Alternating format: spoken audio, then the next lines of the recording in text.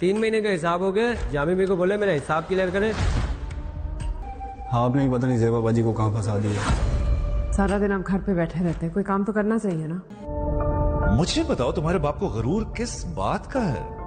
पूरी जिंदगी भी घर बैठा रहा ना तो गुजारा हो जाएगा मेरा। हम अमीर लोग हैं, खानदानी और जायदादों वाले। इतना लालची इंसान ना मैंने अपनी जिंदगी में नहीं देखा। मुझे पेट्रोल भरवाना है, पैसे हैं ना तुम्हारे पास? जेबा बेटा खुदा हाफिज कर लो इनको। जामी ज़ेबा को लेने के लिए घर आता है तो उस वक्त तो ज़ेबा उसके साथ चली जाती है।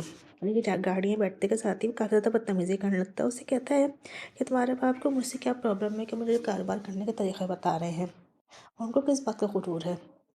ज़ेबा ये सुन के काफ़ी ज़्यादा गुस्से में आती है लेकिन बोलती कुछ नहीं है। फिर वो उससे कहता है ना बस पैसे हैं ना, मुझे पेट्रोल डलवाना है। फिर जब वो लोग घर पहुँच जाते हैं और किसी बात पे बात हो रही होती है तो ज़ेबा उससे कहती है कि आपको कुछ ना कुछ काम तो करना पड़ेगा, आप तो बहुत घर के अंदर बैठे रहते हैं। तो वो उससे कहता है तो मुझे ये बातें क्यों कर रही हो, हम ख़ानदानी लोग हैं, बहुत पैसे वाले, अगर मैं सारी ज़िंदगी बैठा रहूँ तो आराम से मेरा गुजर बसर हो जाएगा।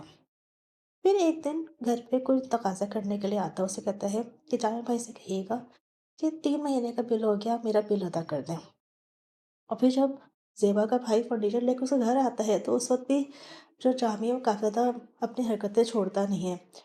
उसका भाई घर जाके अपनी माँ से यही कहता है कि आपने मेरी बहन को पता नहीं कहाँ शादी करके फंसा दिया है, जाने वाले तो बिल्कुल भी अच्छे नहीं हैं। फिर जब ज़ेबा के घर उसके वालिद साहब आते हैं तो उसकी हरकतें वैसी ही होती हैं। तो वो गुस्से में आ जाते हैं और उठते वक्त कहते हैं कि ज़ेबा बस अब इनको खुदा हाफिज़ कर दो। वो अपनी बेटी को लेकर अपने घर चले जाएंगे।